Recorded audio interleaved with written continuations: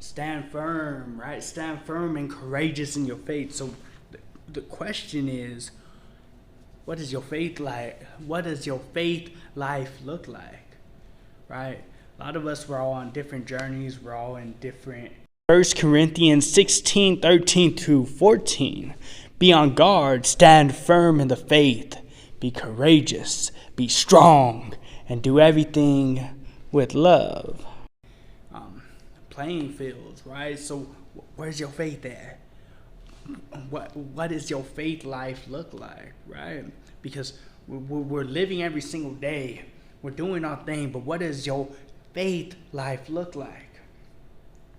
Are you being courageous? Are you standing firm in your faith? Are you fighting for and standing for what you believe in?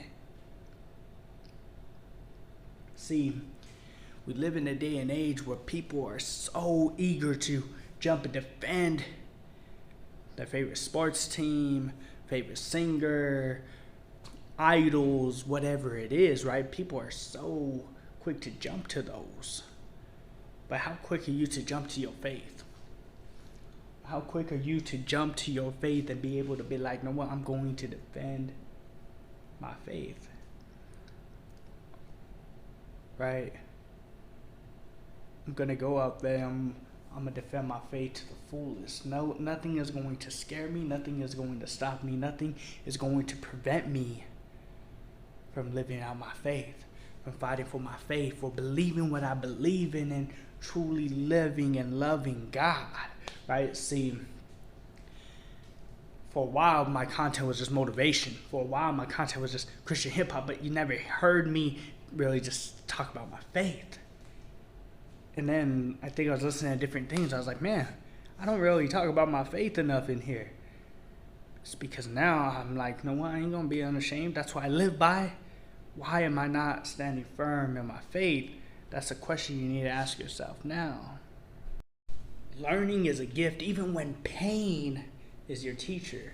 See, a lot of us, we probably lived a hard life. A lot of us, we probably had certain situations that have definitely shaped us, right? And would we say it's pain? I would say Michael Jordan, learning's a gift, even when pain is your teacher. Learning's a gift, even when pain is your teacher. Say so. I would say pain was the teacher in these instances in our life. But see, we have two ways to handle it. One, we allow that teacher of pain to really devalue us, really put us down, to really stray us away, to really just diminish who we are. And we live a life of destruction. We live a life of hopelessness, right? Or we take the other route and we allow that pain to shape us and mold us into the beings that we need to be, and allow it to motivate us and give us this drive to be able to be even better than we ever thought we would. See, we have two ways of dealing with this teacher. Two ways. Like I said, one, you can allow it to destroy your life, destroy who you are, or you can allow it to mold you and shape you into who you are, and allow that to see the greatness and become the greatness that you were destined to be. See, a lot of times we look at it and we're like, man, pain's rough. It destroyed us and knocked me down. I don't know if I could get back up. Other people are like, man, pain did all that, but it shaped me, molded me, it gave me these skills and these tools to be able to go to the next level, to be able to level up and be somebody even greater than I ever thought that I could be. Think about that. Think about that. See, God will allow certain situations to mold us and shape us into who we need to be. But we are not defined by those situations. We are defined by how we handle and how we come out of them. Fears that we don't face, they become our limits. See, you hear me talk a lot about fear, a lot about procrastination. See, fears. Anonymous. The fears we don't face become our limits. The fears we don't face becomes our limits. Fear is a big thing. Fear is scary. Believe me, it's scary. Trust me. We all know. That's why it's called fear. But see, are you going to allow the limitless of these fears destroy you? Or are you going to allow those fears to shape you? See, I know I'm talking about a lot about shaping and molding and defining who you are. But see, if we don't ever overcome these fears, if we don't ever take the opportunities to try to get better and to overcome them and to beat them and destroy these fears, what are we doing? Rob, what are we doing? You're not allowing yourself to be able to make it to that next level, to be able to grow to the next person that you need to be. See, fear is something that's going to be in our life no matter what. It doesn't matter if you're a person that says you're not scared of nothing. Fear is strong. Fear is powerful. Fear is going to be something that really shapes us and something that could really cripple us. Depends on the two, shape or cripple. See, we all have a choice. That choice is always hard, though. To make it a right choice is always hard. The easy one is just be scared, run away. The hard choice is to face it, right? How many of you could say that you faced your fears, overcame it, and you continue to do so? I know a lot of us could say that, some of us probably can't. But one thing we could do is continue to do so. Let's do this. What one has not experienced, one has not understood, right? See, ain't that true? If you've never been through something, if you've never went through something, you won't understand it. Isadora Duncan, what one has not experienced, one will never understand in print. What one has not experienced, one will never understand in print. You know, if you've never been in the trenches, you won't understand how it is to be in it. See, experience is key. Experience is a big thing, but see, a lot of us, that's why I said, you know, it's good to experience these failures. It's good to experience these shortcomings, these struggles going into the future. Why? Because later on in life, you'll know how to handle it. Later on in life, you'll know how to overcome it.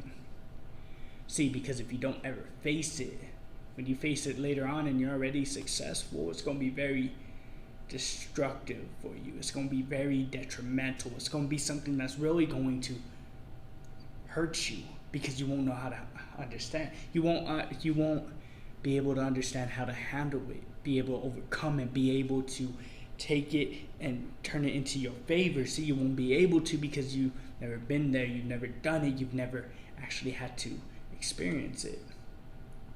And I understand that. See, that's why I'm trying not to be afraid of failure, trying not to be afraid of trying new things, doing new things, trying these different stuff like that, because here's the thing. See,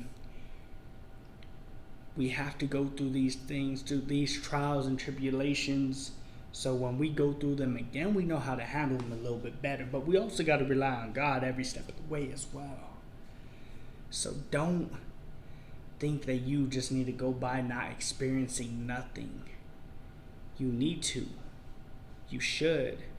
I promise you, you will benefit from it. See, this one's a powerful quote, right? He who speaks does not know, but he who knows does not speak. Might have said it backwards, but the point's still the same. See, a lot. Lao Tzu, he who knows does not speak. He who speaks does not know. He who knows does not speak. He who speaks does not know. A lot of people, they'll open their mouth. A lot of people, they'll go and say everything. They'll do everything. They go all out, right? But they don't know what they're talking about. See, other people, they kind of sit back. They stay quiet because they know they have the knowledge, but they're going to let the other one embarrass themselves. They're going to let the other one make a fool of themselves. They're going to wait till somebody asks them and then they'll be like, yeah, that's the answer. See, It's okay not to speak and know the answer than to speak too quickly and not know what you're talking about.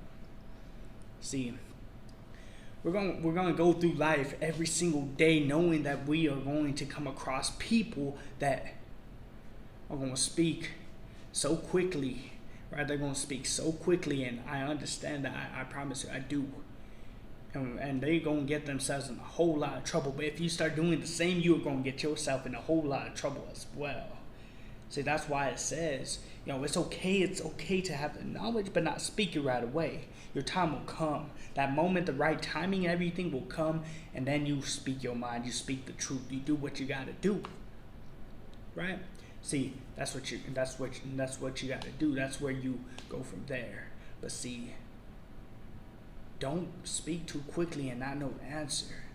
Don't be acting a fool. Don't be looking like a fool in front of people that you need to impress, that you need to showcase some leadership skills. If you're going to be so quick to speak but have no substance behind it, it's okay.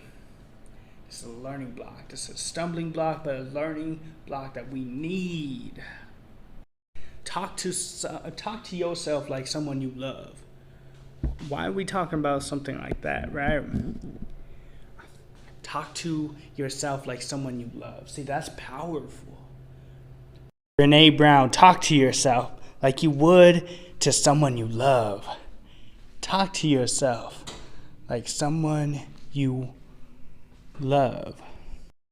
Because we speak to people that we love in such a way, in such a care and tenderness and like peace. We build them up. We put them on a pedestal. We make them feel like no one compares. But see, we don't do that for ourselves. Think about if you would actually go out there, look in the mirror, and you would tell yourself the things that you would tell the person that you love. Think about the confidence that would build in you. Think about how you would feel. Think about how you would carry yourself, how you would handle yourself. That's powerful. That's beautiful. Talk to yourself the way you would talk to someone you love. When's the last time that you talked to yourself in that way?